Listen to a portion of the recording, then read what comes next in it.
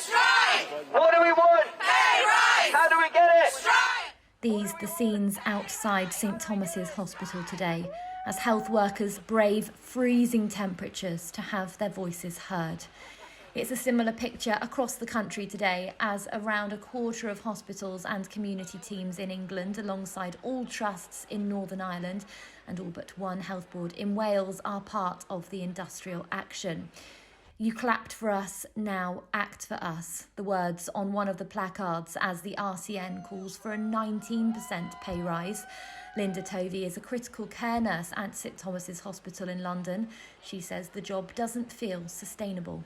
The fact that nurses, the average length of career for a newly qualified nurse these days is in London is not much more than a year apparently, which is ridiculous. They come out saddled with a debt that's going to last them 40 years for a job that doesn't feel sustainable in the long term.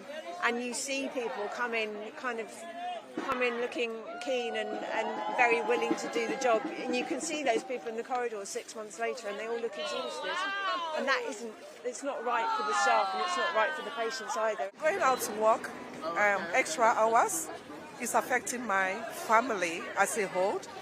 It's having an impact on my relationship with my children and my husband, because I spend more time at work than at home.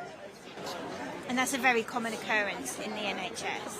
And that shouldn't be, I feel like we're taken for granted that we will just work additional shifts because we need the money. And so they're covering a lot of these short staff shifts with nurses just doing extra shifts because they need the money.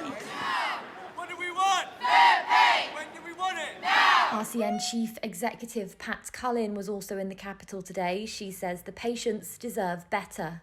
This is a government that knows the cost of everything and the value of nothing. And when you think about that, let's think about that.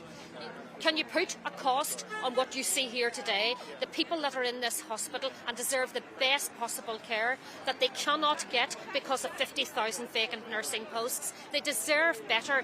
It's up to this government. They have a responsibility to actually address those 50,000 vacant nursing posts and stop the drain out of our profession. How are they going to do that? They need to do that by paying the nurses a decent wage. They are not being greedy. They are asking for the 20% that has been taken out of their pay over the last decade to be put back in and to make sure that they can continue and care for their patients.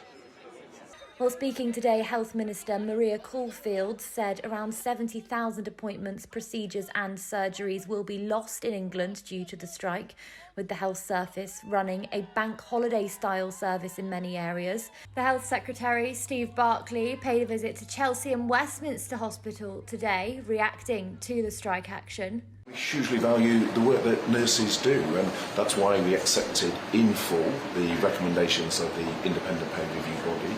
And it's also why last year, when the rest of the public sector had a pay freeze, we recognised the extra contribution that nurses have made, and nurses received an extra 3% at a time when many others did not. So we hugely value the work that nurses do.